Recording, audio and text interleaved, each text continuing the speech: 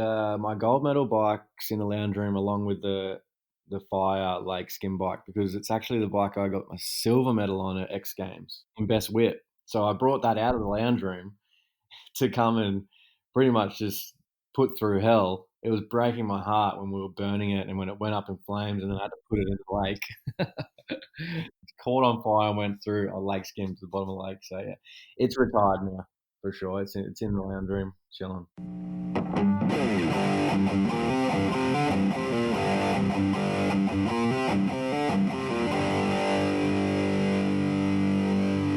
Hey, well, this is a fast one. I have only just finished recording this episode with pretty much the boss of Moto Quarterpipe, Corey Creed, and I'm getting it straight up online right now. This is definitely the fastest turnaround I've done yet. Any fresher? And it would be live. I want to thank you all for tuning in to a new episode of the Riders Lounge podcast. I'm your host, Steve Summerfeld, and we're here to talk about all things action sports, motocross, freestyle, whatever.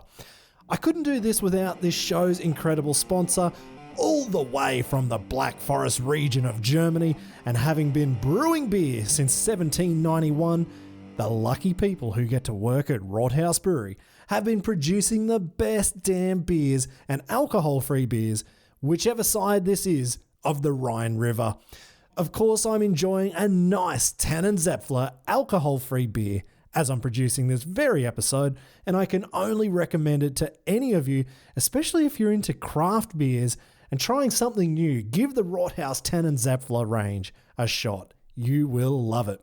I also want to thank my personal sponsors who have still stuck with me after all these years. Lakes Networking, who I've got working, updating my old website, but I think I'll have to get a dedicated podcast website built, and I might just have to get onto that this week as well.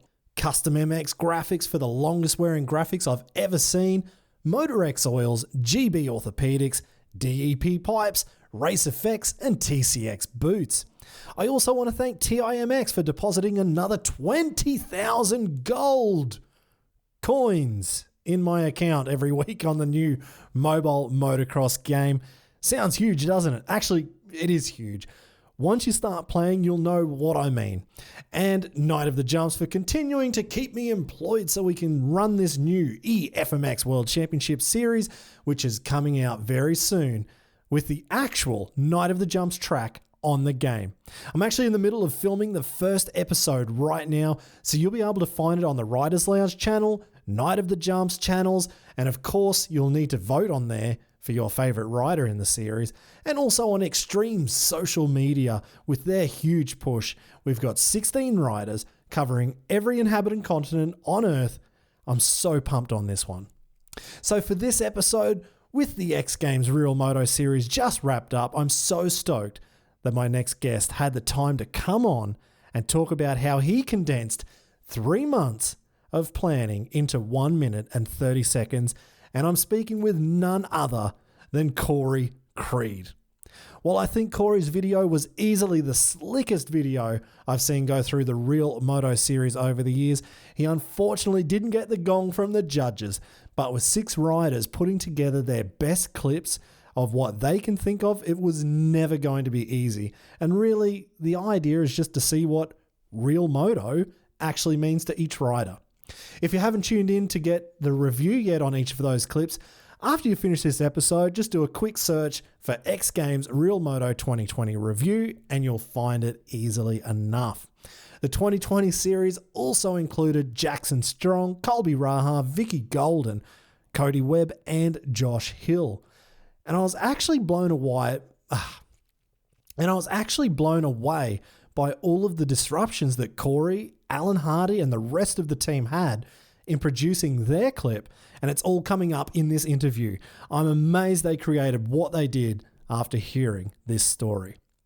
We also go into the background of how Corey Creed got into it, and you can really understand much more about this Hollywood stunt performing idea of the clip.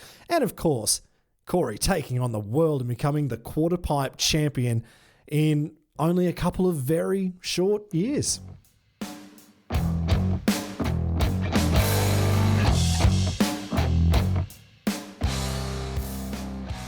No, well, we're here now.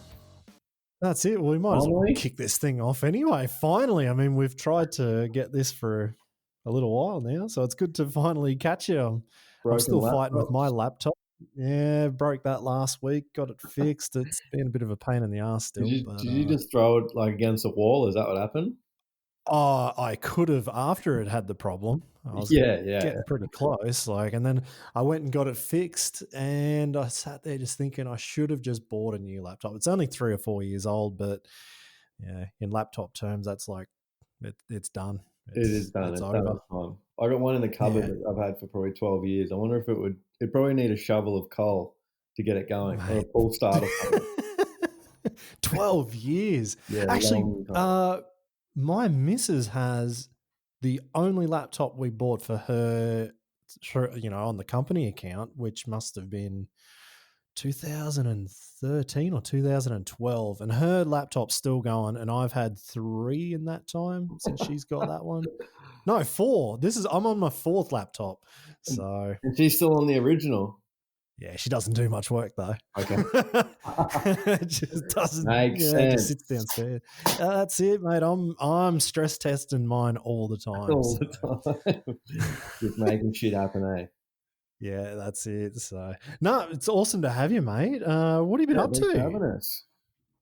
I've been flat out, like, since man, obviously with COVID this year, I was all super busy leading up to it. Well, I was actually, down in Adelaide at a step up event, and, Oh yeah, I got the call up for Real Moto, so that was kind of where it all this year kind of as far as it kicked off until COVID came around, yeah. and then it all was come to a screeching halt. Thankfully Bloody to, hell. get Real Moto through and over the line, but that's pretty much looking like all that's gonna happen at the moment. Yeah, not good news, mate. That's pretty cool. So you were down in Adelaide. So that was the what is it, supercars Yeah, we're event? there for the V8 Supercars, the, Australian Yeah. Touring Car Championship, and, Dave Ellis was, running a step-up event there, which is pretty Oh cool because he yeah. brings, like, some international guys over, and he runs some local guys, and he runs a few of us guys here in Australia, so it's actually really fun there. Dave looks after us really well, so he takes us through the pits and gets us into the, like, corporate box and stuff, so I look forward to that event every year. That's cool. And how did it go? Well, at the last event, yeah. Yeah, well, I actually went down with a broken arm. Just that's when I broke my elbow at the start of the year. So I was just went down to try and see how it went, and it couldn't really hang on. So they're one of Oh, those events that you kind of just go there for, just to be there, just because it's cool, it's fun, it's a good crew. So I was going no matter what, hurt or healthy. oh, mate, that's awesome. And Jared was there making the step up again. Sweet. Yeah, yeah, like Jared's, king of step up. So he was there. He's helped the whole crew build it. So I rode it the year before too and crashed out. So I haven't had much luck with step up yet. So I've either crashed out my first one, and then the second one I went down hurt and couldn't really have a crack. So through a third time's a charm. So we'll see. You just have to build one at home then, mate. Get ready Oh, for it. yeah, I'm thinking about it. I've actually got a huge free ride course that I've got in mind. So hopefully Oh, release some more news on that soon. that would be awesome. Yeah, That would be so good to see. we got to create stuff that's not going to happen in our normal world, I guess. So I think we're all just at the drawing board, sitting there like little kids. So Yeah, it's going to be cool. Either way, it's going that's to it. some good stuff's going to come out of it, even though of the Well, shitty circumstance. You know. that's it. You've got plenty of time to think about it at the moment. Who Yeah, knows at when the we'll be moment, back unfortunately. up and running. Yeah, for sure, man. So you got your X Games Real Moto invite while you were down there. Is it an invite only, or were you pushing hard and sending emails like shooting them in all different directions? I didn't think that I could potentially be invited to Real Moto because in Australia we don't have the opportunities like they do in America. Like it's so hard for to go just off the highway, like for instance in Australia, and just ride jumps or build shovel jumps Yeah, in. So I didn't think that the invite would actually come my way, and I didn't push for it at all. And it just kind of ended up in my email. So and it was funny because Allan Hardy, who I filmed it with, he was down there filming for Red Bull, the V8 team. Oh And as yeah. soon as I got the invite, I was like, oh man, my first thought was Allan, because I respect Allan for what he does and the person he is too. So we get along as mates. So it was just a coincidence how he was down there, and we went and had breakfast like on one of the days, and we just shot some ideas across, and next minute we had like almost had a storyboard. So Next minute, it's all done. yeah, Bloody hell. Just got to do the filming. Basically, yeah, up until yeah, that point, she's sweet. yeah. Man, you must have been just jumping out of your skin when you got that invite then. Like Yeah, just well, thinking of what you could do with your background and of yeah, course having Allan down there at the time you got the email.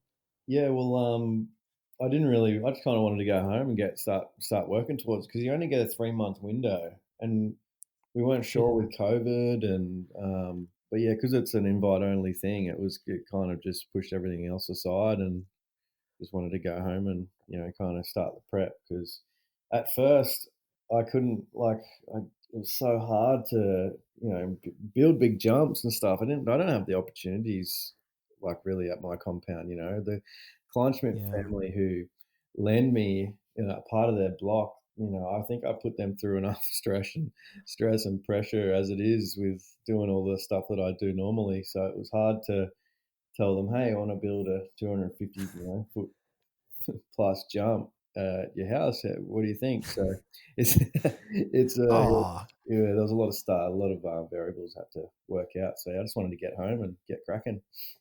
oh, what a bugger. They wouldn't just let you go do whatever you want. No, Damn, yeah, come yeah. on. No, but Who would have thought? they work cool enough. They've always been cool. They've helped me out so much, and they were, well, I expected them to be, go for it, do whatever you need to do, because Yeah. they're awesome people. But it was funny at the time. We started building, and like a fire ant council rule came in, Oh yeah. and we built it to like 160, and that was just like the starting size. And then this rule came in, and you had to go to council to get approval to build dirt, to move dirt, to have dirt come to the property, and it was just like Yeah. it was impossible. So we from a jump that was meant to be double the size of what it was, well, not quite double, but a lot bigger. We But just a fair bit bigger, yeah. Yeah, we just couldn't do it. Like, we didn't have the time. Like, real Is motor, that such a is short that the window. one that you is that the one you did a turn up on Yeah, or turn down or whatever it yeah, was? just Yeah. to turn up on it, and yeah. But it's funny, man. Like, as soon as you start, I feel like, and most of the other riders I've spoke to, as soon as you start real moto, it's like everything works against you. So much shit happens, and you're just like, Yeah. you got your 12 weeks or less to go and do all this stuff. It's yeah, it's just a lot of pressure, and it's a stressful event to be a part of. So, but yeah, it's the most prestigious one, I think. So I guess it comes with it. Yeah, a little bit of pressure probably doesn't hurt, but Yeah, you would, of course, like in 3 months, and you're trying to get this thing done. You want to make that the best video you can. yeah. But And the pressure you put on yourself, it's an opportunity from X Games, and Alan stepping up to the job and wanting to go and create it. So yeah, there was a heap of stuff that didn't go our way. And when I spoke with X Games on the phone, they were like, just tell us how you got to where you are and what real moto means to you. So no yeah, matter the adversity, we knew that we were probably going to get, not being all moto. That's just what we wanted to do, because that was us. So yeah. we stuck to our guns, and we just went for it really. Well, I mean, if whoever's listening to this, if they haven't seen it already, basically your real moto was more about, yeah, your background, what you've done before in stunts and whatever. Not an awful lot of riding for the real moto. So I'm guessing you knew from the start this is the direction you guys wanted to go in. You probably knew you were going to get marked down by the judges for doing it, but you just gave it a good crack. Yeah, we knew all along. I mean, when I looked at the field of riders at first, I was like, man, well, obviously Colby, he won it last year, and he's that's his background, was his free ride in the hills, growing up, and you That's know, it. like California and wherever he's from. Whereas from Jacko too, it was such a stacked field. So you look at it with two options. You're like, do I go and try and build a real moto that's so like a full moto video that's so hard for me to build big jumps Yeah. in the time with the council permits that we had to, the hoops we had to jump through. It just wasn't really going to work out. So it was all about really just showing everyone how I got to where I am and it being as real as possible, working in shows and riding ramps that were in live shows, doing whips, which led me to riding at X Games in a best whip comp, which led me to riding a quarter pipe at X Games. So it's yeah, from that whole video was as real as it gets in my world. Mate, it's really cool because you've definitely come from like a completely different way compared to most guys being at X Games. Yeah, You've for sure. sort of come up out of the blue. But I guess like with this real moto, you've got. I didn't know about that, the fire ant problem, because I know that's a huge pain in the ass problem Yeah, all around Australia. yeah.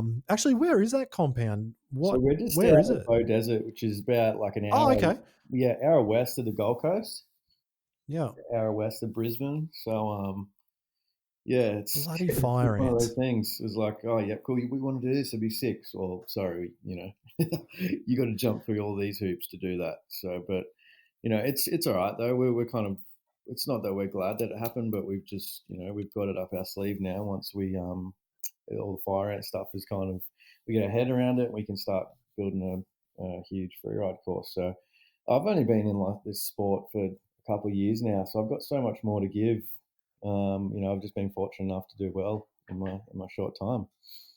Yeah, that's it, man. No, it's looking really good. But I wanted to know, like, where is this bridge that you went on? Because that looked pretty damn thin for you to be going two wheels on the side in the car. Yeah, well, it's funny because that was our first day of shooting for Real Moto. So that was about 20 of Yeah, us, right. the whole crew, like from camera crew to mechanics and the rest of it, the safety guys, the coordinators. We all packed in the cars and we went and stayed in Kyogle, which is about 4 hours south of the Oh, Gold yeah. Coast.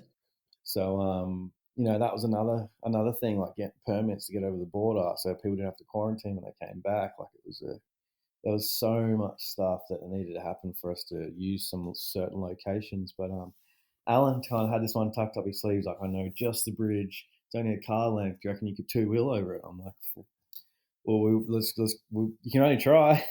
What's the worst that can happen? As long as like the railing's high enough, you don't roll over the edge. But yeah, it was pretty gnarly because Bloody hell. first of all, it was getting the car settled to line up to get over, but you got a 50, 60 meter drop and you're on the two wheel side. So all you see is what's beneath you. So it was a gnarly time. I remember definitely trying to catch my breath on that one. Far out. So one shot, get it done, and you got all the way across, or First one I got did it come over, but unstuck? it was pretty dodgy. Like the bridge was pretty old and it was quite rough. So I definitely had the speed wobbles going a little bit. Like two wheeling is such a fine thing to do. It's the littlest increment on the wheel can be so massive. So, but the second one I didn't get across. He's like, let's shoot it again. I'm like, sweet, we're over now. I should be sweet. And I got a bit too steep, like in car Oh, terms, yeah. when like the mirror almost scrapes along the ground. That means you're really steep, like you're almost about to put the car on the side. And I was heading towards the guardrail, and my police lights were hitting the guardrail. I'm like, I got to get out of this. It's going to end bad. So yeah, come down on four wheels at least. But and then we went again for the third one Far and got out. over on the third one. So it's funny though. Holy shit. Like setting up a tool car is not as easy as what most people think. Like I went through a car before that. I don't think it's easy. We could not get the setup right in the first car that we tried with suspension stuff. So I ended up putting that one on its side because it just Yeah, wasn't set right. up. And then that ended up relaying over to being the crash car eventually later on in the job. And then I went and brought a whole other car and got it set up and didn't actually get to drive it on two wheels until the day. And then we got Really? yeah, well, Okay. I felt like we got it set up right. I'm like, let's just get it down there and we'll just go for it. In the morning, we had like 20 minutes like practice because we were waiting, like we were shooting for light, and it went sweet. And man, it was the biggest weight on my shoulders because it was a pretty cool part. I really wanted to put that in there. So Nah, man, that looked absolutely awesome. I mean, the alley oop, that was, of course, the piece de resistance Yeah. for the whole clip. How did you go about getting that one done? Because I think only Pruti was the only other dude to try it from that side on that big X Games quarter, but Yep. you've put it to dirt. So Yeah, well, I yeah, my good buddy Josh, from Freeform Action Sports, I rang him. I'm like, man, this is what I want to do. Can I can we use your airbag? And man, he was the best. He was like, yeah, whatever you need. So I organised it to get it shipped that's up cool. from Melbourne. Like he was so much help, just on the phone to me, setting it up because I had no idea.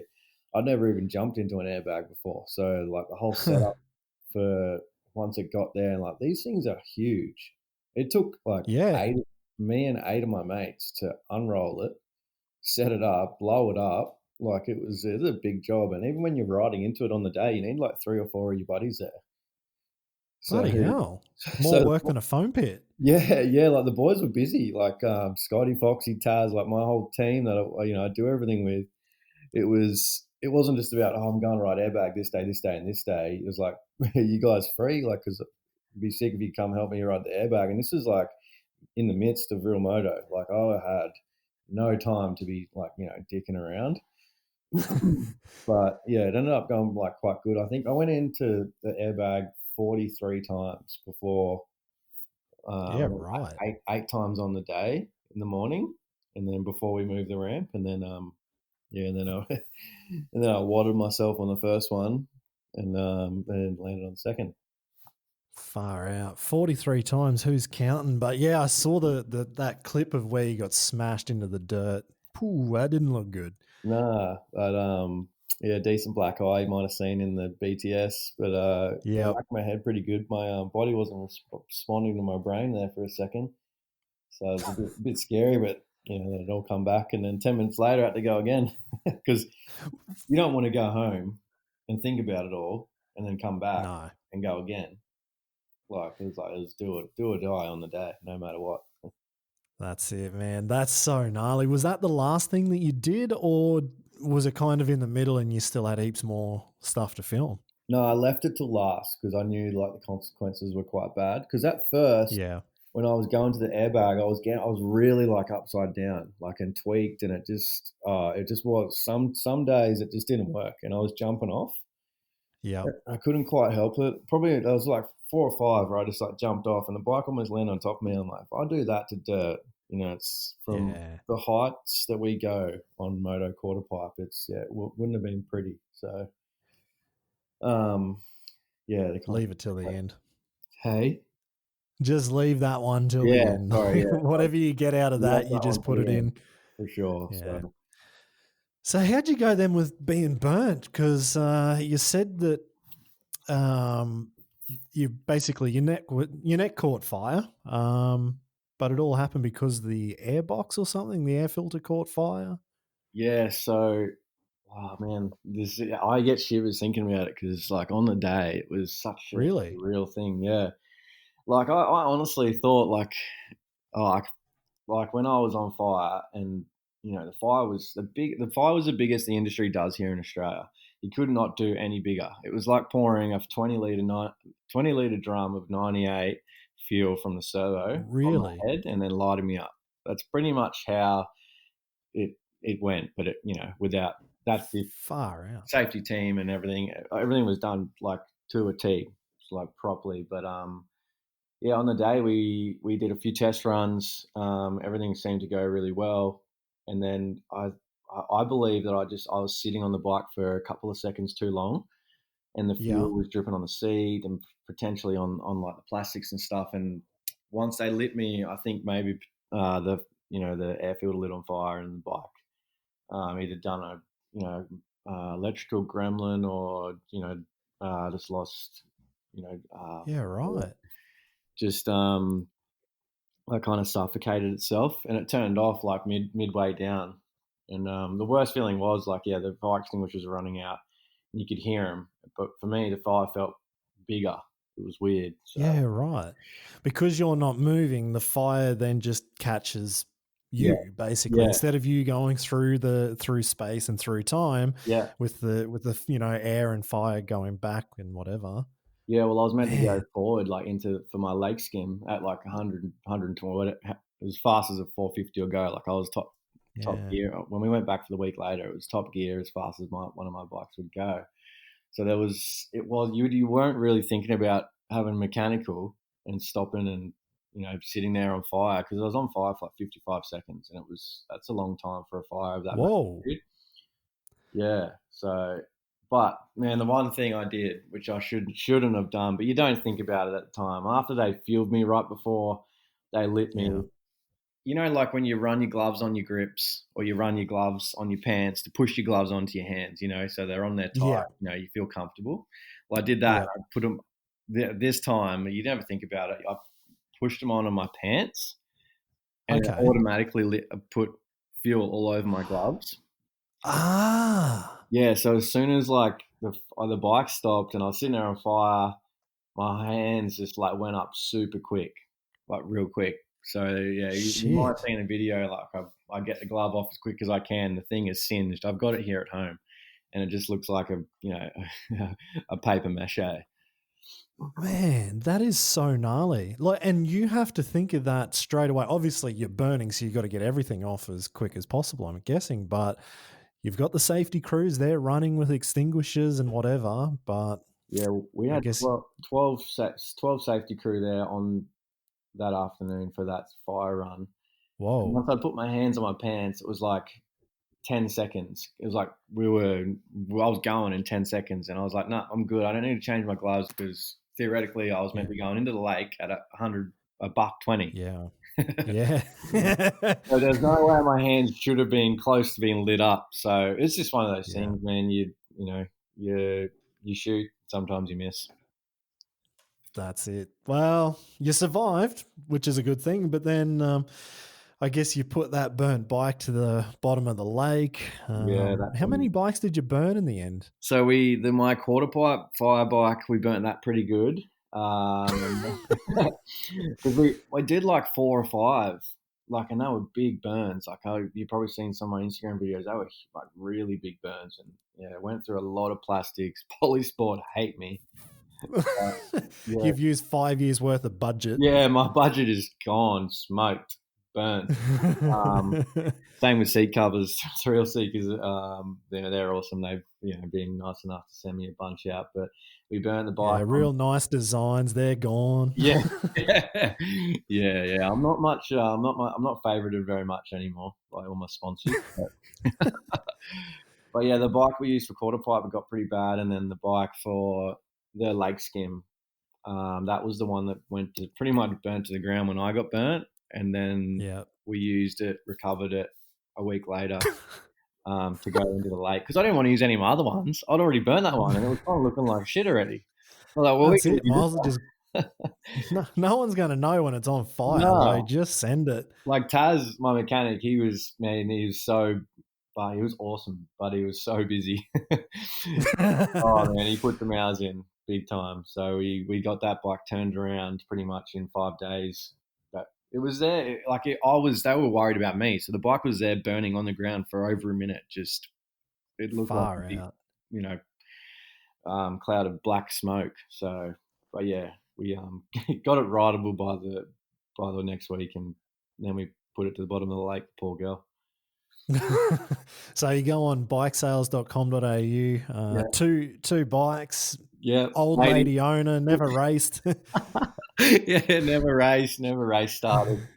You know, no warranty. Nah, these things are fresh, like 2 hours. Just it's pretty much brand new. Well, yeah, once Oh it went to man. the lake, we did the full build on it, full engine rebuild, full, scrubbed it, to the inch of my, I had left my nails. You'd never know now. So yeah, they come up pretty cool because it's mainly just Oh, soot, black soot, yeah. plastics and stuff is just all throwaway stuff. So you'd never know. Nah, that's it. And so you're still riding those bikes then?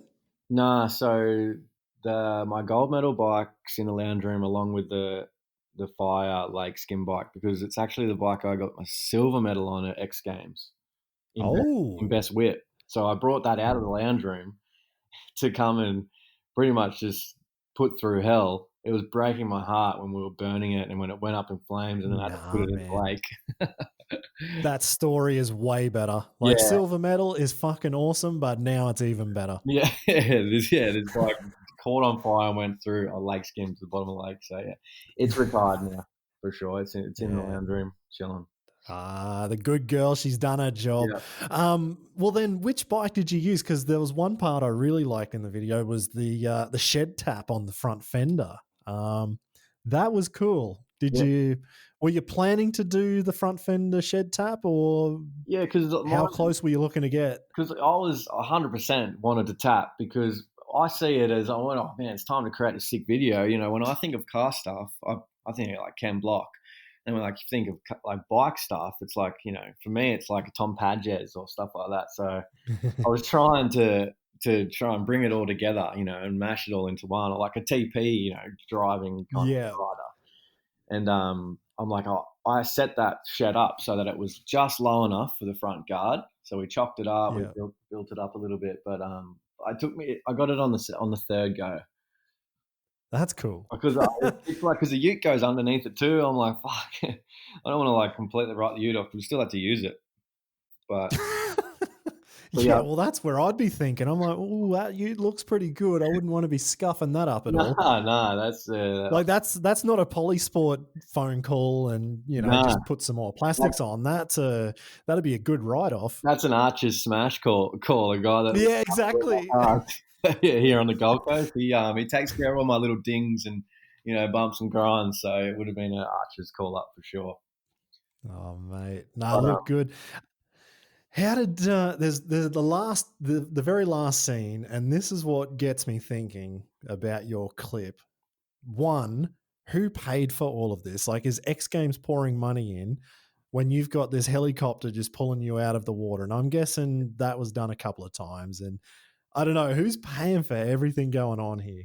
well, a lot of that stuff obviously get a certain budget from X Games for all of us to be involved and Yeah. to go towards the videos. But yeah, I tipped a little bit of my own in, like mainly just for cars and the helicopter stuff. Rockstar helped out a fair bit, and but it didn't end up really costing as much as what you probably think.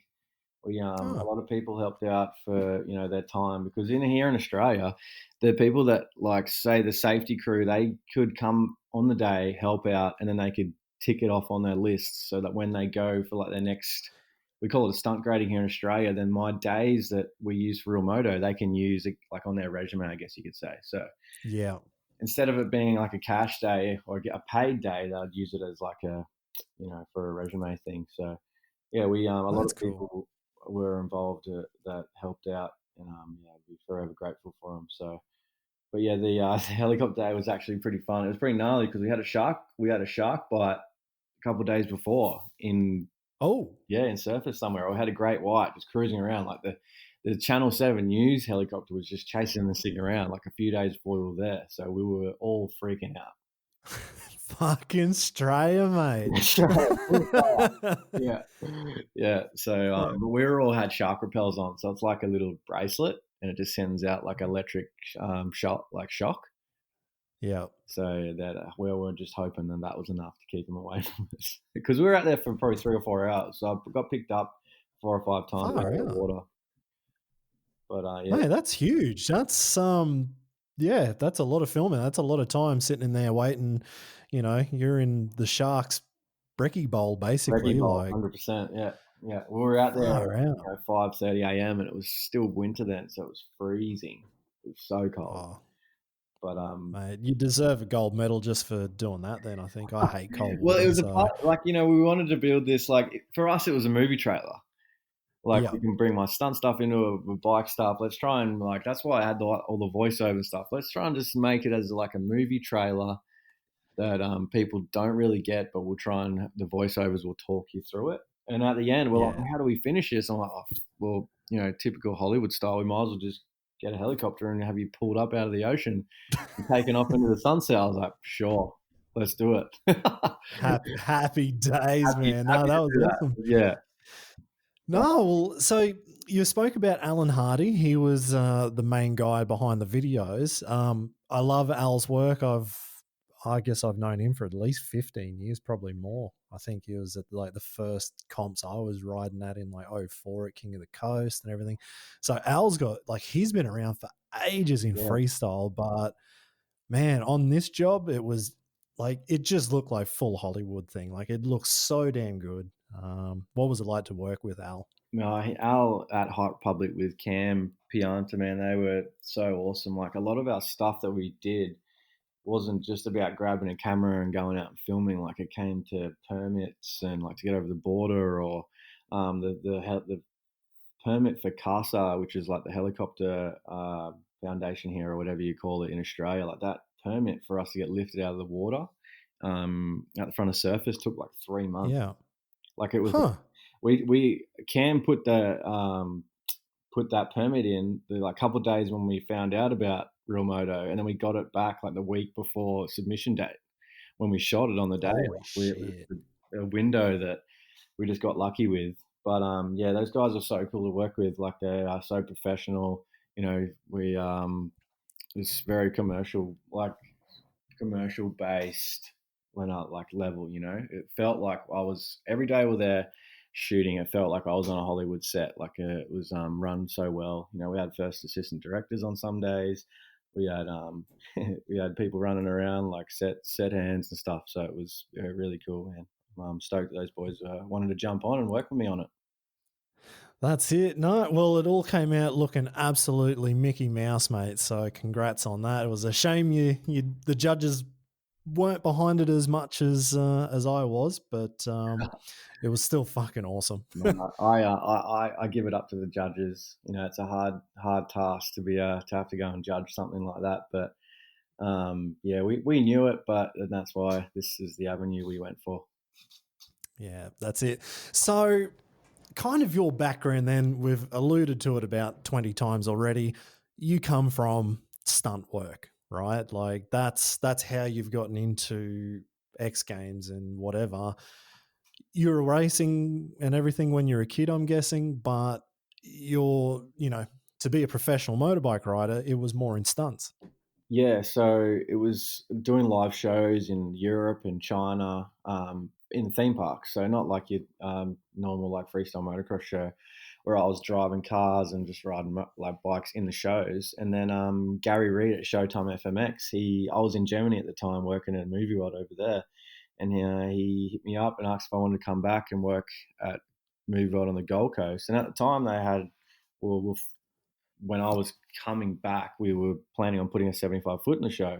And that's kind of Yeah. where I just started doing whips with Robbie Marshall. Robbie Marshall kind of taught me how to turn down, which I know you're great mates with Robbie. Yeah. Well, I guess if someone's going to teach you how to do a whip, I suppose Yeah, it should be Robbie Marshall. yeah. So Rob taught me the way of the turn down, and then I went to my like a whip comp, and then I did good there, and then went to OzX and won that, and then got lucky enough. X Games Sydney came the next year, and it just kind of all fell into place. So from Man. doing this show stuff to doing whips in the show, and then led into the avenue of getting on the radar for X Games and doing good eventually. Man, that's awesome. So, what was your first stunt show then? Like, was it in Australia, China, or Europe? I went to China with a few buddies that we just raced motocross beforehand. Like we were just trying to race, just working, normal job, labouring.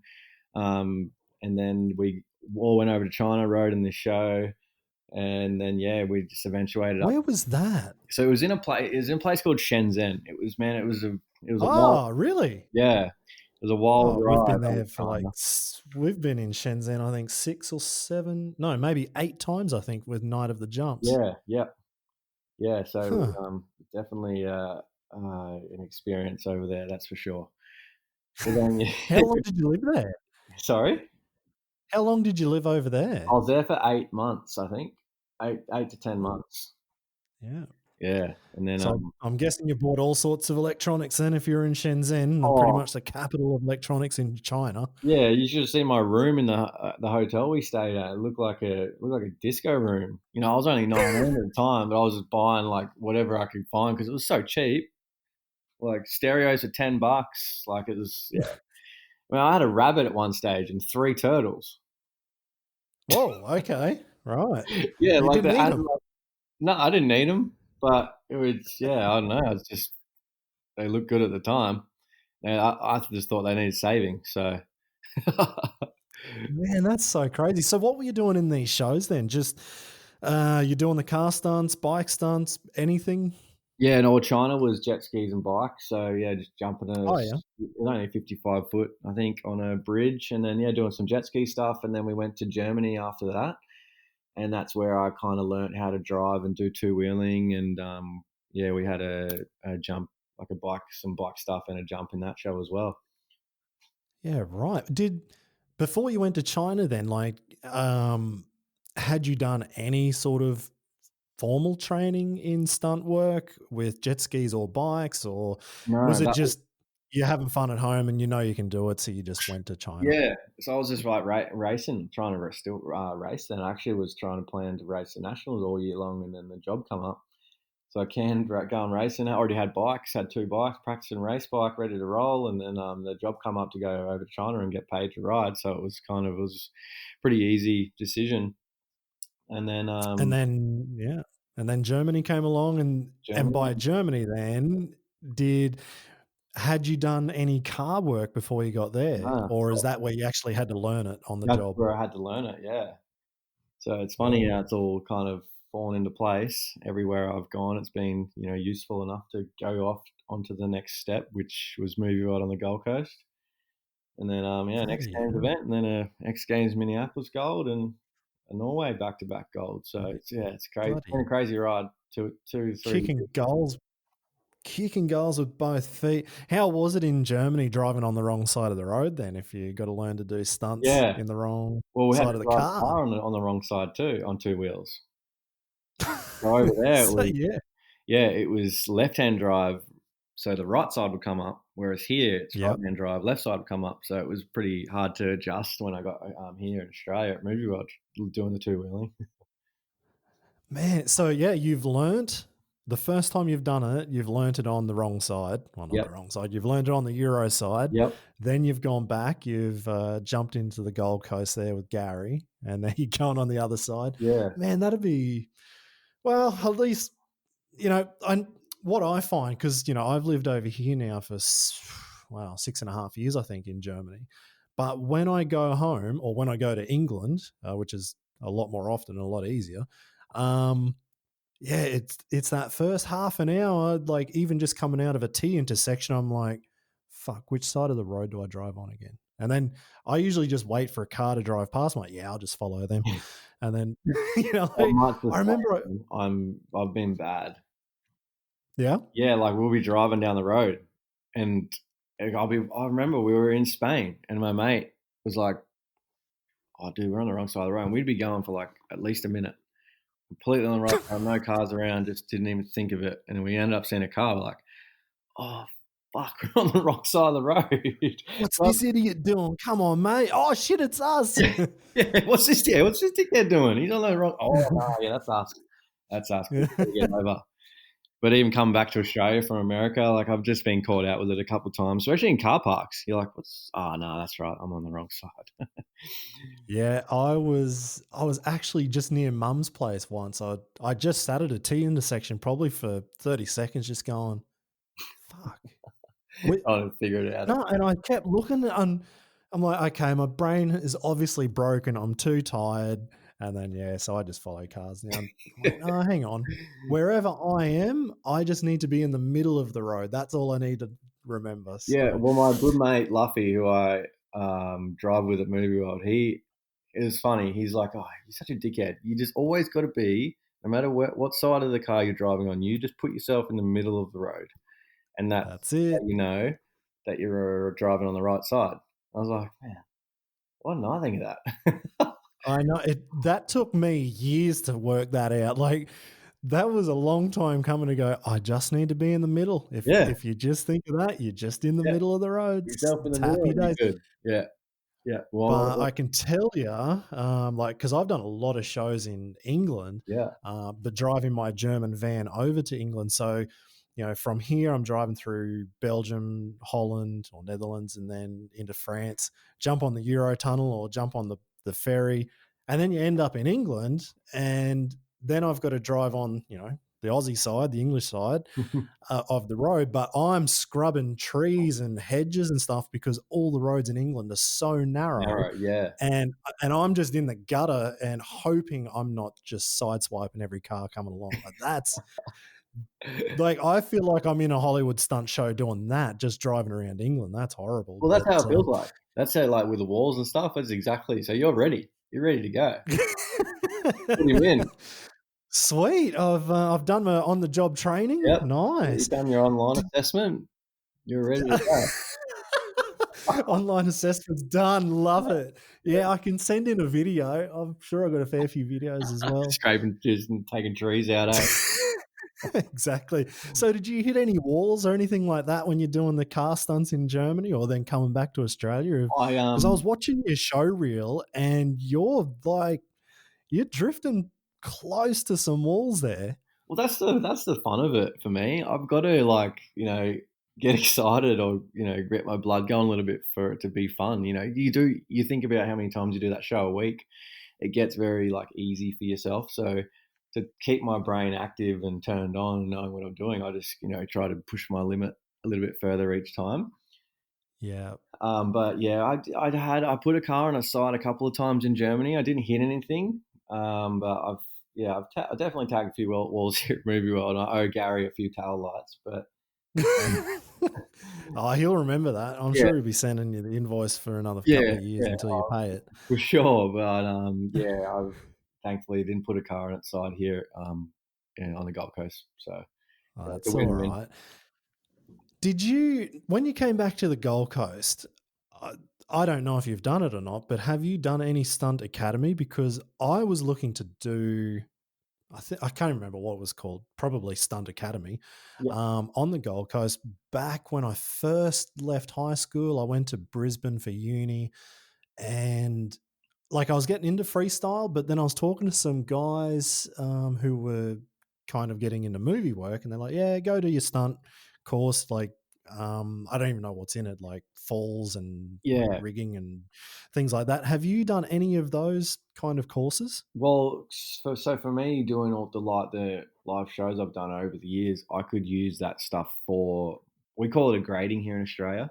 So it's a MIA stunt grading, which it gives you a number of things that you need to tick off, like a height, a fire, a water discipline, a car discipline. So once you get all that stuff, you get videos, you put it all together, and there's 3 submissions every year. So once you get all that Oh, stuff, you send it off, and then you just cross your fingers and hopefully you get your grading, I guess you say, sent back to you. But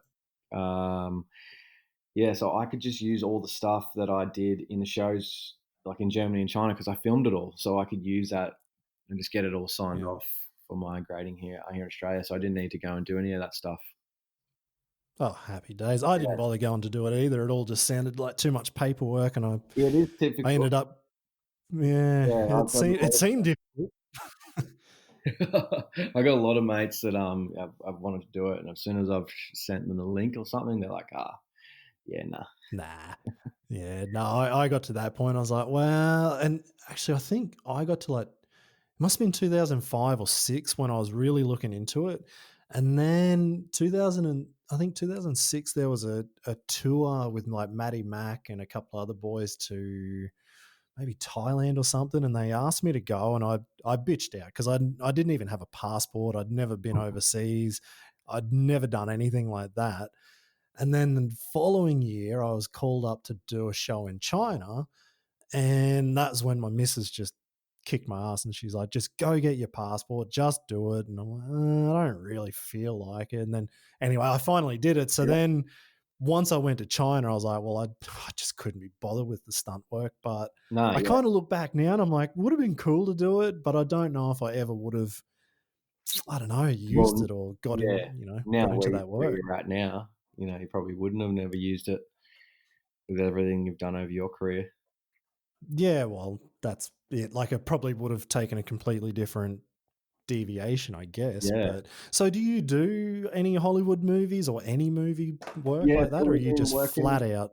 Yeah, we've been super busy on a few films I can't talk too much about yet over the last All few months. right, So, a couple of nice, big feature films here in Australia that are being filmed. But, yeah, myself and, Dan Reardon, we, butt heads and created the drivers. So it's, like we do all the precision driving and stuff for film and TV here in Australia. So cool. when a stunt quarter usually goes to a qualified stunt person, they say, "Oh, can you drive?" Most of them will say yes, but the coordinator's just hoping that they can drive to whatever level that they want Yeah, for the job. So, but with the drivers, we give that we that level of driving is a lot higher than everyone else's. If it comes to whether it's drifting, next to each other by 100 mil or crashing a car and stuff, we can do it no matter what. So we make them feel at home, the coordinators, and they can trust us yeah. to get the job done.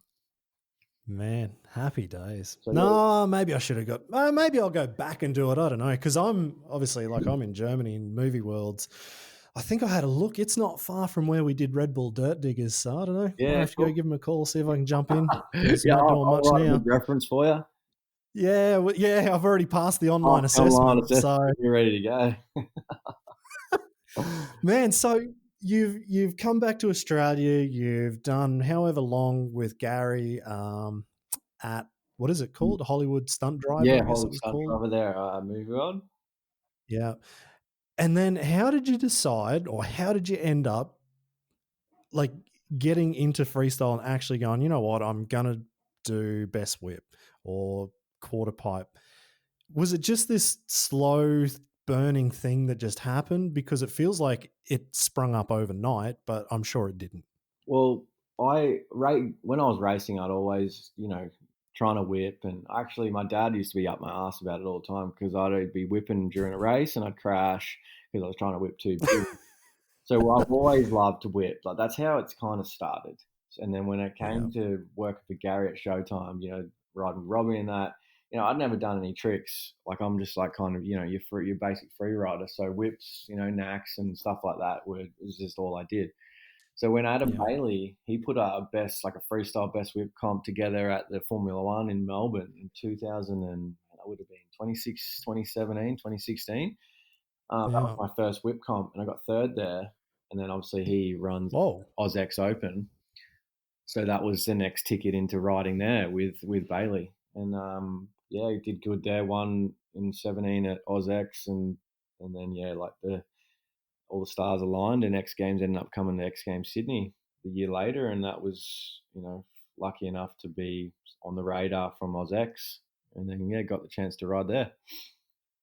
Bloody hell, that would have been fun riding in the rain. Yeah, Or it was it was not very raining on wet. the day you did it? Yeah, no, it was crazy where like they cancelled quarter pipe because I was meant to be there for whip and quarter pipe. So Cam Coughlin was actually rider manager there or event manager, Yeah. however you call it. I think he was doing everything from what I saw. Yeah, I thought he was scraping the mud off the run up and everything. yeah, Coughlin was flat out that whole weekend. I did not get a second to talk to him. He did an awesome job though.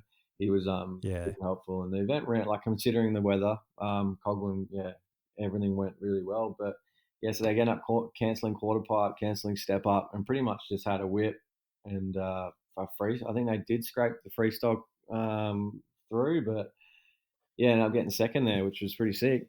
I was stoked on that Bloody hell. first medal. So you pick up your second and then off you go to America. Yeah, well, I was actually at World Games before X Games Sydney. Oh, was it? Yeah, where I did quarter pipe. I got third there, and that's how I was kind of asked to do quarter pipe at X Games Sydney. So I went and spent the money and got the ramp built, and I rode it a little bit at home at my compound before X Games Sydney, and then yeah, once I got canned, couldn't ride it. But after I got silver, then I went home and just started pumping it, pumping in the hours, pumping in the jumps, trying to get on the radar for Minneapolis.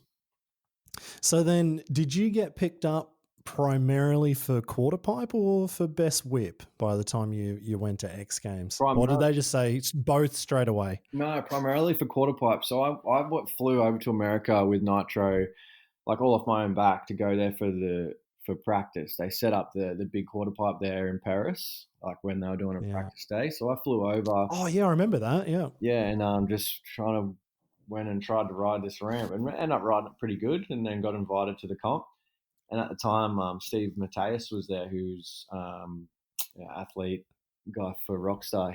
We spoke, and then that's how that deal kind of linked together. And then I got my whip invites in for the X Games and stuff. So I guess they got a little bit more bang for their buck. Yeah, well, that's it. It's not bad having someone turn up and just bang out a couple of different disciplines and actually Yeah, fucking do well at both of them as well. yeah, yeah, Um, Quarter pipe though, like from what I've read, from what I've heard, what I've seen, you seem to be like the hardest working guy in quarter pipe, that you actually train on this all the time. Is yeah. I'm guessing the other guys must have a bit of a pracky at it, but um, it seems like you're the one just busting your ass to get this done. Yeah, well, I find quarter pipe to be much like racing because there's so much setup that goes into it. So it's you enjoy it. I enjoy it so much more than like just go and do whip or try and learn a trick or something, because it's such a long ramp.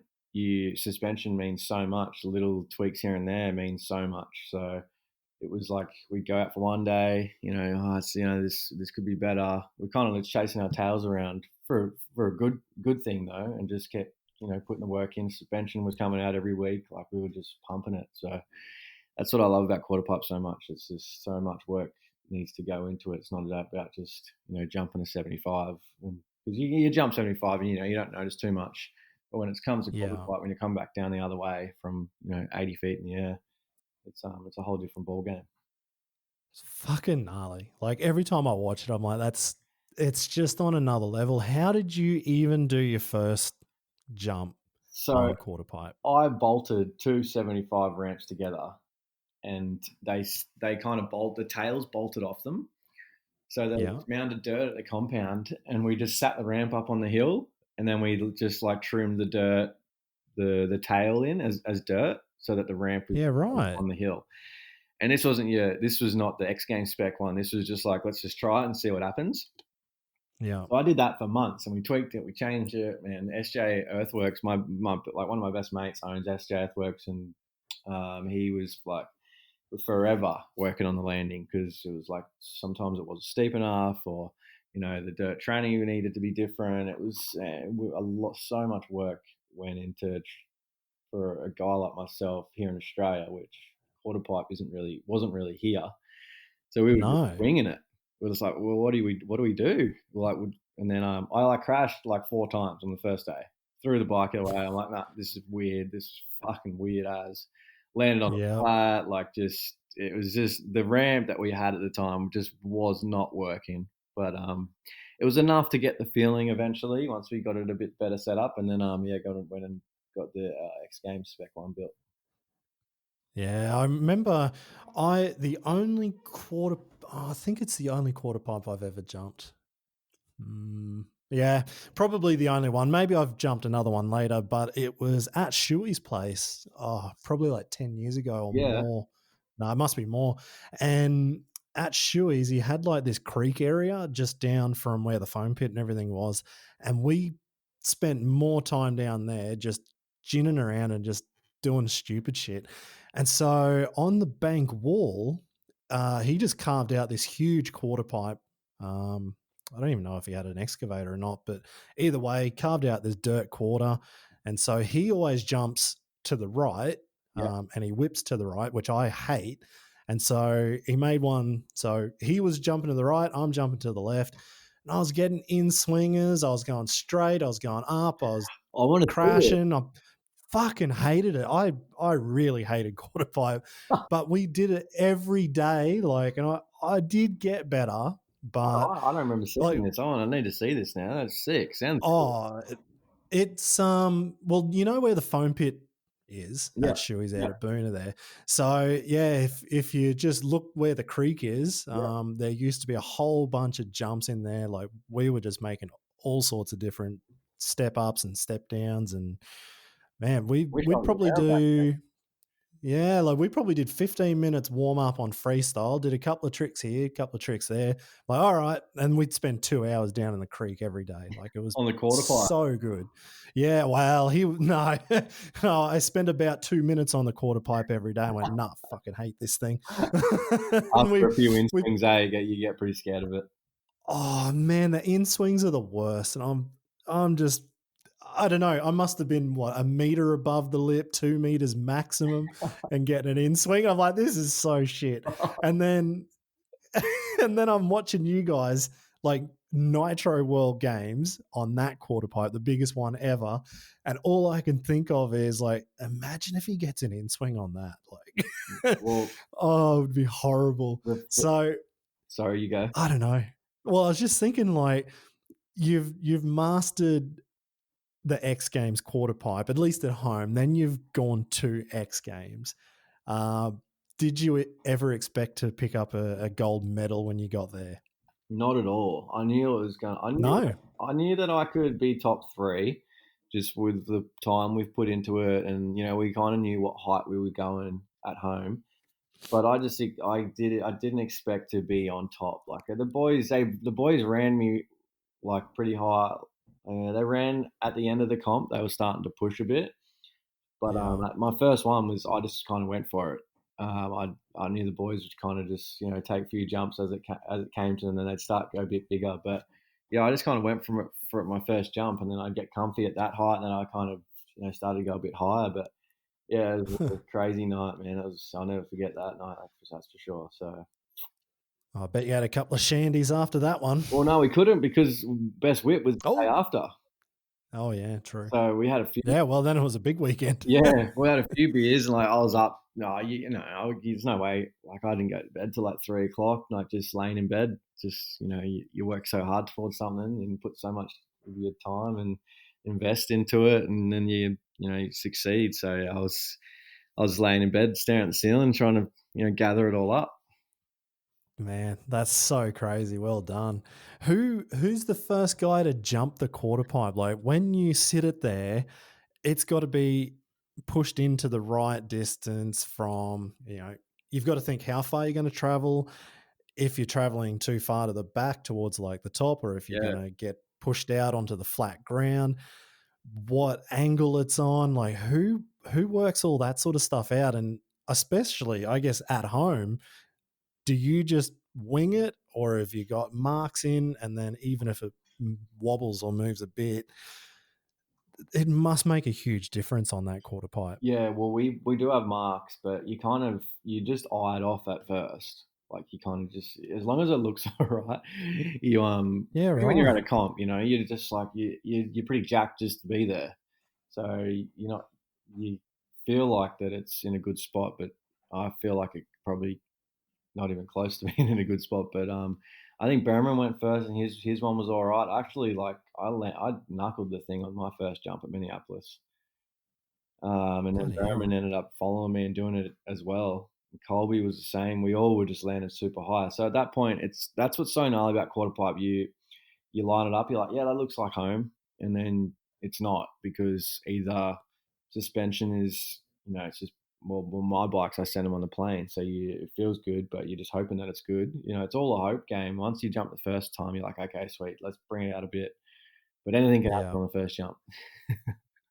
That's so crazy. And so you sent your bike on a plane over there? Yeah, so because obviously quarter pipe, a big part of it is horsepower, engine stuff. Yeah, I just decided to put a bike in a crate and send it over. So it's cool because once we got there, what to do was put a front wheel in it, and my good buddy over there, Nick Schmidt, is nice enough I could leave the bike there, and then once I flew back to Australia, I left it there because I still had like Monster Cup to do later on in the year. So it worked out perfect that way.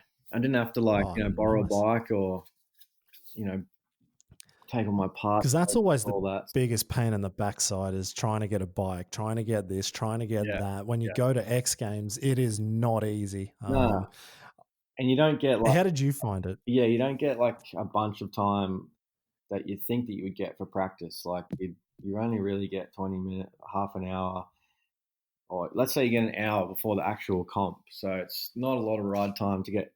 Is that it? Yeah, so we'd probably I think we did a half hour on the Thursday, and then the comp was on the Friday night. So we did a half hour in the morning on the Friday, and then we had a little warm up for the comp, and then we were into it. So, Holy but hell. like Man, it's enough. so It crazy. seems like it's a lot. It's not enough time, but it actually is for quarter pipe. Like if you do 4 or 5 jumps, and you kind of know where you're at. Really? Okay, so you can warm up fast then I'm a to get your height. Yeah, Yeah. yeah. I can go to there's some days where I haven't really been feeling it, or I'm a bit sore. I'll do one, and it's super high, and I'm watching a video back. I'm like, oh, that was actually really good. So I just put my bike in the van and go home, let my body rest up. Happy days. Yeah, there's been Easy, mate. yeah, like quarter pipe. It's not good on your body, the landing. So coming down from that height, No. you just need to you need a balance. Have you had any big crashes from that quarter pipe? I mean, obviously you had the alley oop crash, but that's trying something ridiculous.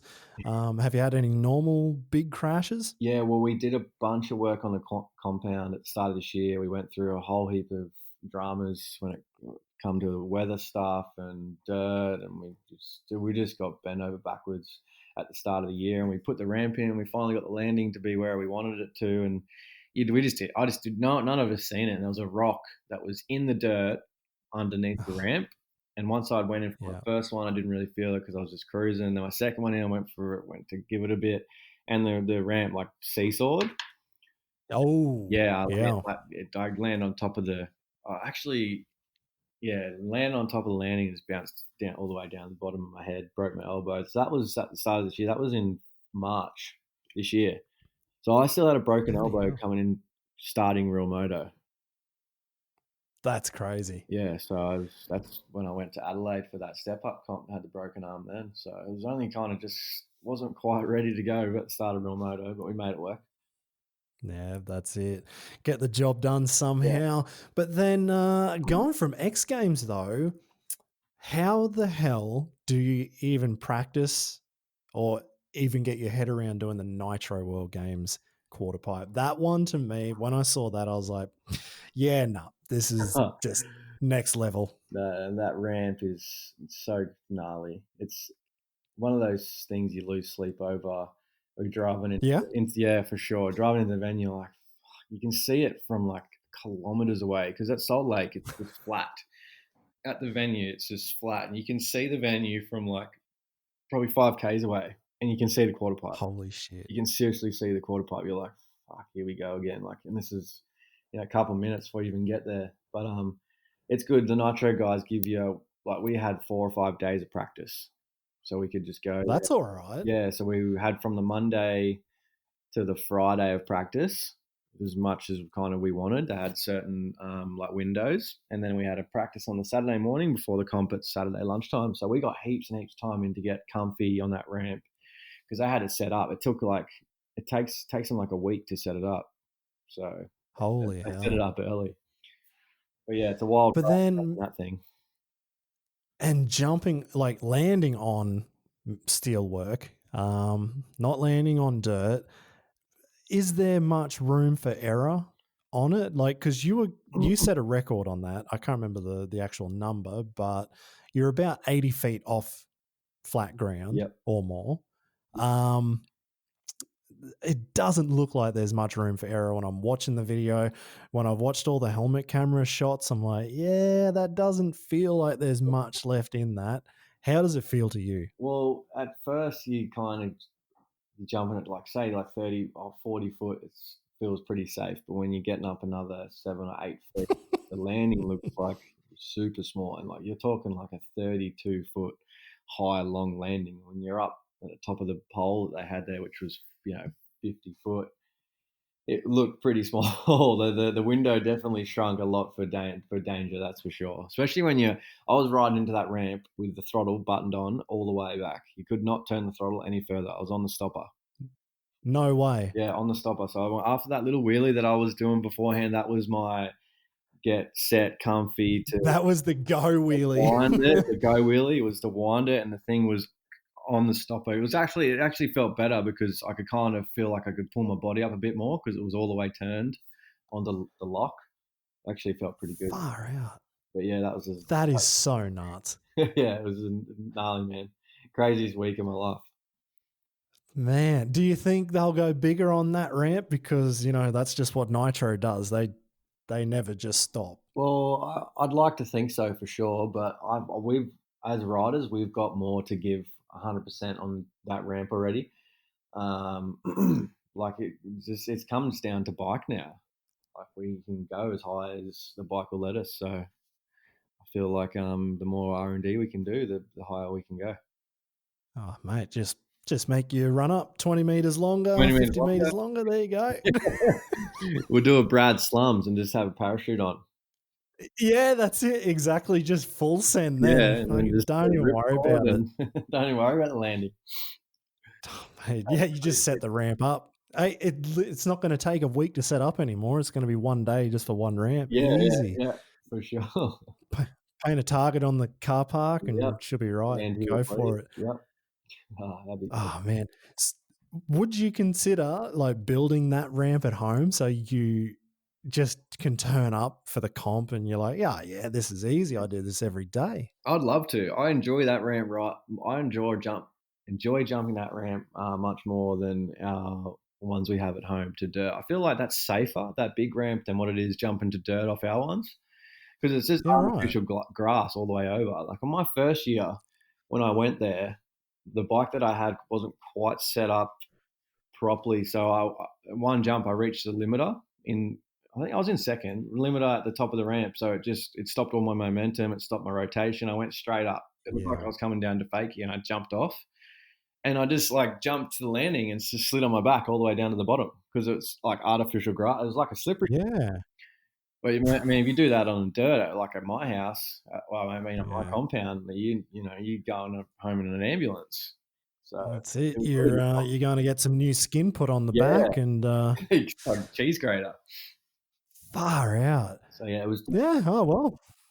There you go. Nitro World Games built at Creed's place. I'd love Easy. to. No worries. It would be sick. Man. I'd love to build that setup somewhere. Even I'm hoping that they bring it here for World Games at Brisbane at the end of next year. So surely they will, because yeah, it's everyone loved it at Salt Lake. Mate, the top of the ramp would be about the height of Suncorp Stadium's roof, Yeah, like far out. yeah. You'd be popping over the top and checking out the Brisbane River on that thing. It's like you walk because there's stairs up the back. You can walk up to the top. At first, you're like, "What am I even doing here?" Standing up on top of this ramp, like, got to jump a motorbike off this thing. How do you feel with the wind? Yeah, so the first year they had it. How do you say this? I guess they had it facing the other way compared to last year, whereas Yeah, the year before was it's like we were jumping into the wind, but then last year they had it turned the other way and it felt like we were cutting through the wind. So last year was much. yeah, The year before was gnarly. It was just like that's it was a guessing game. nuts. You get caught by the wind and you knuckle it, or you land really low down on the landing. So that was sketchy. Yeah. Oh well, at least they've learnt something out of it, and Yeah. go with the right direction of it. Far out, Well, I like just want to yeah. beat my Again, record. I want a 50-foot before my career's over. I need a 50 plus. So to go yeah. on the list. I'm disappointed they don't measure it from the ground though. Yeah, true. I mean, we're well past the 50-foot mark. Yeah, that's what I'm thinking. Like you're close to 80 from flat ground because that's where you're coming down to if you fuck this thing up. Yep, 100%. Yeah, it wouldn't be nice, that's for sure. Career ending. I remember, I think who's been down there at X Games and things like that. Jared McNeil must have had one where he went pretty much into flat ground. I remember. Yeah, when his grip slipped off, dislocated his hip. That's what it was. Yeah, that was X Games 2017, I think. Yeah, 18 Yeah, maybe. yeah. That to me, that's just the gnarliness of that ramp. It's just on another level. And at the moment, you seem to be on top of it, mate. So Yeah, obviously, the work you've put in before, you've reaped the rewards of yeah, it. So well thankfully, done eh? on that. So I feel like like I said before, it's still early days in my career. I've only been really in it for 2 years, so got a lot more to give, and yeah, can't wait for hopefully the future is a bit better off next year with the whole COVID situation. That's it. Well, this year with the corona, you were supposed to be at FMX Fight Club Yeah, at Jared's house over in America, and I ended up seeing you doing a companion piece with Gypsy. yeah. So COVID. Well, for us, we don't really need athlete visas because we just go in on a holiday because we're only there 3 or 4 times a year. So the athlete visa wasn't quite worth it for me, so I never had one. Yeah. So when I've tried to go in under a holiday visa, it was just like no hope. So I just couldn't get there in the end. I got the exemption from Australia. They're like, "Yep, you can fly over there. It's your Yeah, job right. to work." I showed them the press release from Fight Club. They were all sweet to let me leave here from Australia, but I couldn't get into America. So the bummer, man, because it's love to go over and ride with those guys, especially with Jared and all that. So it's COVID's definitely hurting us Aussie guys at the moment. Yeah, that's it. You're stuck basically. Like, I'm surprised you said you got out of Queensland into New South Wales and back to do the filming. Yeah. Well, That's already impressive. that was before the border closures, so we Ah, needed permits to say where we were yeah. from and what we were doing, but that was before it was getting pretty hectic. So we got lucky. Yeah, I know. Like, if I wanted to get home right now, it would be near on impossible. Yeah, Like, to even get a flight from here to home would be extremely difficult, if not expensive. so ridiculously expensive. Yeah, And then you got to pay for your holiday in a hotel for 2 weeks. I yep, think Queensland was the first state to say you had to yeah, pay for it. yep, So should be an expensive flight if I ever wanted to get back. But I yeah. think I'll just chill out here a bit. But yeah, I mean, like at Jared's event, like it was going to be best whip and step up and quarter pipe. You said about step up before. You haven't really done it too much, have you? No, I hadn't done it until at that Adelaide event. So I was more keen to go to. I was looking forward to step up at Jared's because I was feeling healthy for the first time in my life when it come to a step up comp. So I was keen to have a good crack there. But I was like you said with the holiday hotel thing. So when I was meant to be coming back, if I was to go, they just brought that new rule in. Whereas if I flew in from America to New South Wales, I had the 2 week quarantine. And then if I Yeah. wanted to go home to Queensland, I would have to quarantine again. So Oh, okay. if So then you're I 4 weeks of quarantine and a yeah, pocket full of money. yeah. So if I ended up getting over there, I would have been smoked when I got back because it would have been like 6 grand and 4 weeks in a concrete room. So lucky, yeah, lucky we didn't end up having to go, That's which is a bummer. But yeah. yeah, Yeah, it looked awesome. Like the footage that came out of it yeah, looked really good. So hopefully you can get over there for that one next year. yeah. Well, we've got, Obviously, you're going to have to build your step up at home and get some pracky in. yeah, we started the process on the visa, so we should be pretty good pretty soon, so we can go wherever. Happy days, mate. So what's next? What's the plan? You've got some ideas. You want to build a free ride park out at the same place, or are you thinking somewhere else? No, at the same place. So I just want to revamp my compound. Yeah, start cracking on with that. Hopefully, me and Alan having a meeting soon about an event that hopefully we have can release a little bit more info soon. And then yeah, just getting ready, just cracking on with riding quarter pipe. I've got a lot more to give when it comes to whip. So um, big thing for us when we've just been put everything into quarter pipe, and the suspension settings and stuff for quarter pipe is so like completely different for whip. So unfortunately, Huh. every time I've gone to a whip comp over the last 12 months, I've struggled because my stuff is so stiff and just doesn't react. So I'm just like manhandling the bike, and it's just not helping me. So we're doing a bunch of whip setting stuff. So I got a set of suspension at Charlie's now. My suspension guide, putting a heap of rebound in, making it super soft. So I want to get back in the medals for whip. So just working on, yeah, still kicking on with quarter pipe and putting a bunch of stuff in for whip. Nice. I guess you're probably going to find out once you get into step up as well that that's probably different again. I don't know. I Yeah. know Jared's always talking about how crazy his suspension settings are for step up. Um, what would you do like if you're going to X Games? Would you have 3 bikes or would you have 3 sets of suspension and just No, swap them out? yeah, so I feel like quarter pipe suspension would probably be not too bad for step up, but the the plan was to have 2 bikes next year for X Games, so a whip bike and a quarter pipe bike, and then potentially if I was invited to step up, we'd just make the quarter pipe bike work for that because make 3 bikes over wherever X Games may be would be quite pretty difficult task, that's for sure. But we were Yeah, I happy to run with can 2. imagine. Fair call. So, what do you call yourself? Are you a freestyle rider? Are you a free rider? Are you a stunt driver? What are you? Corey Creed, who are you? Yeah, precision driver, free rider. That's how I see it. I mean, when we're Yeah. shooting real moto, Alan's like, "Nah, give us the stunt man. Give us the give us the freestyle motocross guy." And I was like, "Okay, Alan, don't whip me." But yeah, no, Um, precision driver, stunt driver, free rider. So I'm not never have been a freestyle motocrosser. You know, I only can do a knack and maybe a can or something. Never really even tried. Never. I'd like to actually. When I think about it, I'm like, maybe I should just try it. I've always gone to just whip, quarter pipe, or yeah. So I might try something soon. well, give it a go. Some knickknacks and click clacks and just Paddywhack. send it. Give the dog a bone. I wouldn't mind a double grab or something, or a double knack. Yeah, someone might try a double knack and double grab. That'd be cool.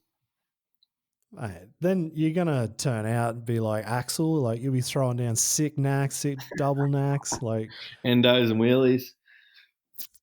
are you doing seat stand wheelies all around the place or what? No, I just can't get amongst it, eh? Like, you do it once, you're like, oh yeah, cool. Anyway, Yeah, where are we going now? yeah, that's it. Oh no, we got videos every day, mate. They're coming. Yeah. It's hat off to them, but yeah, it's not for me. No, I've tried it. I've had a couple of crashes here or there on them ones. Oh man, I think I had a I've had a good one too. Tailbone is still hurting from about 5 years ago, I reckon. Yeah, just playing silly buggers. silly buggers, mate. Yep, it's what we're about. No, man. Well, thank you so much for joining in. I know it's getting late at home, or not at home. Well, back at your place there in Australia. I've only just had breakfast here, so I'm kind of ready to go for the whole day. But So whereabouts are you at the moment? I'm near Coburg in Germany. In Germany, yeah. So I'm in the north of Bavaria. I looked on the map, and the dream world that you would have been at is about 5 hours west of where I am. So yeah, no, I'm in Bavaria, so a lot of wheat beers and things like that. So I'm stoked. I've got what's that? Cheap beer though.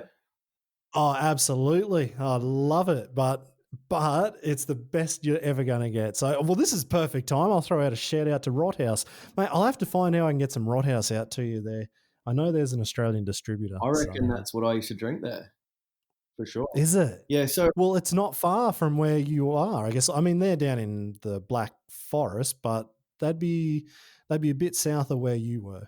Well, my big thing was, how you buy like a case of beer, you drink it and you put the empties back in the case, and then you can take it back to the bottle shop and give you like half your money back.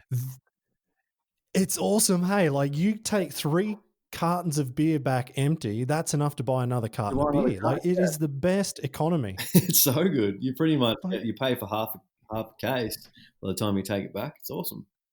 Yeah, that's it. It was one of the weird things. Like when we first came, and we were staying with our mate Zurin, I remember in his apartment he had 6 different bins for different types of things. Like they're massively into recycling of anything and everything.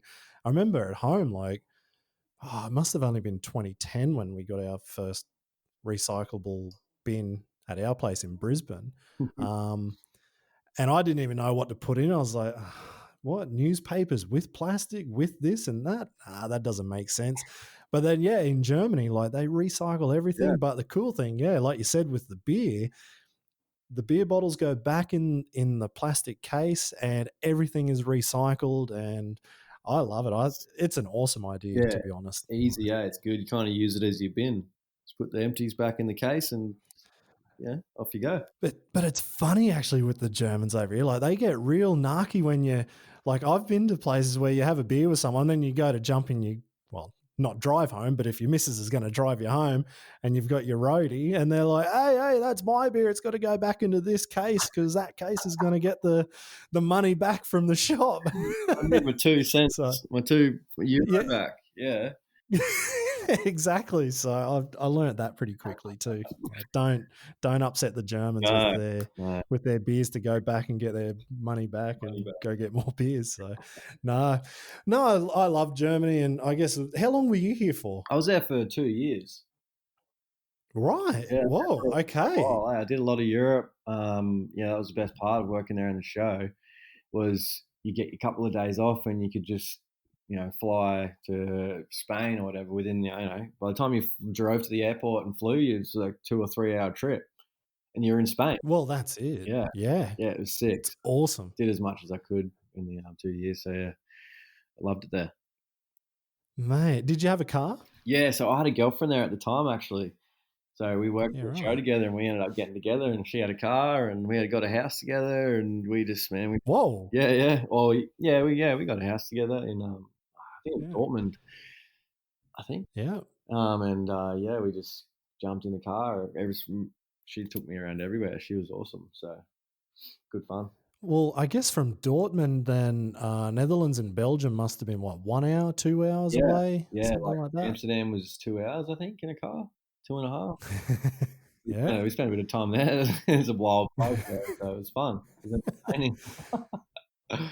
Yeah, but no, that's not too far away. No, that's the cool thing about Europe, and especially Germany, I guess, is quite central to all of them anyway. But if, like you said, if you get in a plane, you're 2 hours from anywhere in Europe, which is good. I just prefer to do road trips. So, we're always in the van and just cruising around.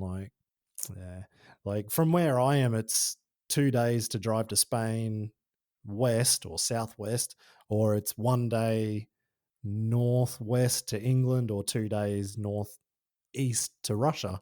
So I'm I reckon where we are, it's pretty awesome. Like it's so central to anything and everything. Yeah. And there's a few airports around, so it's not too far as well. If you wanted to get on a plane and go, it's good. No, that's it. No, man. Well, I won't keep you any longer. It was awesome to finally catch you. I'm glad. I think this is all recorded. I'll check. Yeah, it's still recording. So my laptop has not shit itself yet. That is fantastic because she's been a pretty ugly week without the laptop here. That's for sure. Against the wall if it didn't record, I reckon. Oh, that's it, mate. I'd be in there looking for my next gaming laptop. Like she'd be just the bee's knees. The next one. Classic. I can't believe you live without one. That's crazy. I try to do it all through phone, just so you're on the run all the time. But I definitely need one. I got rid of it. I had an old one, so I got rid of it. So I just need to go find some time to go get another one. Too easy. No worries, man. Well, thanks so much for joining us. And, mate, can't wait to see when you get out of lockdown and get back to events and see what you can come up with. Yeah, appreciate it, mate. Thanks for having me.